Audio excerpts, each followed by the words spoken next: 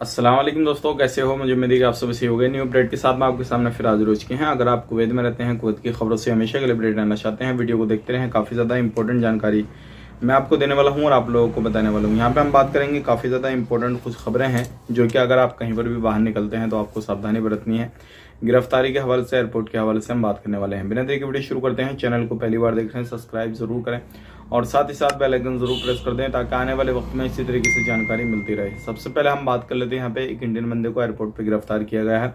जैसे कि मैं आपको हमेशा बताता हूँ, कुछ सामान आपको लेकर नहीं जाने हैं। अगर आप किसी भी तरीके से किसी भी कंट्री में जा रहे हैं तो उस कंट्री के रूल रेगुलेशन को देखें और एयरपोर्ट पे देखें कितना चेकिंग हो रहा है, क्या हो रहा है, क्या नहीं हो रहा।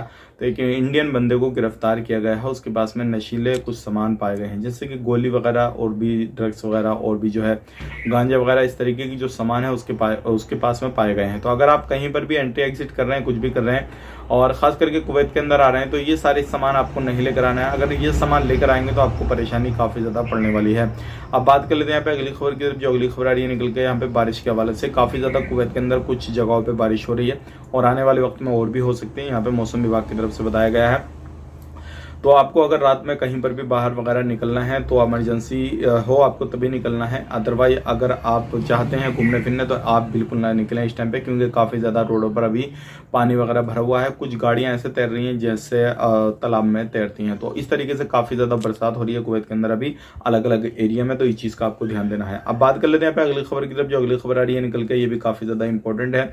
अगर आप किसी भी तरीके से कहीं पर भी रहते हैं तो आपके पास में व्हाट्सएप के थ्रू या फिर किसी भी सोशल मीडिया एप्लीकेशन के थ्रू या फिर डायरेक्टली मैसेज आपके पास में कोई भी आता है और कोई भी डिटेल्स आपसे मैसेज के थ्रू मांगी जाती है, कोई भी वेबसाइट हो सकती है, चाहे आपकी वो बैंक या फिर मिनिस्ट्री की तरफ से कोई भी मैसेज आ सकता है, तो आपको उसको इग्नोर करना है, क्योंकि मिनिस्ट्री इस तरीके से कोई भी मैसेज बैंक वगैरह नहीं करेगी। और ये सारा कुछ जो चालबाजी रहती है वो कंपनियों की या फिर जो भी जो लोग कंपनियां चलाते हैं फर्जीवाड़ा करते हैं। मतलब इस तरीके से बहुत सारे लोग, एक ग्रुप होता है वो अपनी इस तरीके से कंपनी रन करते हैं बिल्कुल फर्जीवाड़े में, तो वो लोगों के कारनामे होते हैं। तो इससे आपको बचना है, इससे आपके लिए काफी ज्यादा खतरनाक ये चीजें हो सकती हैं।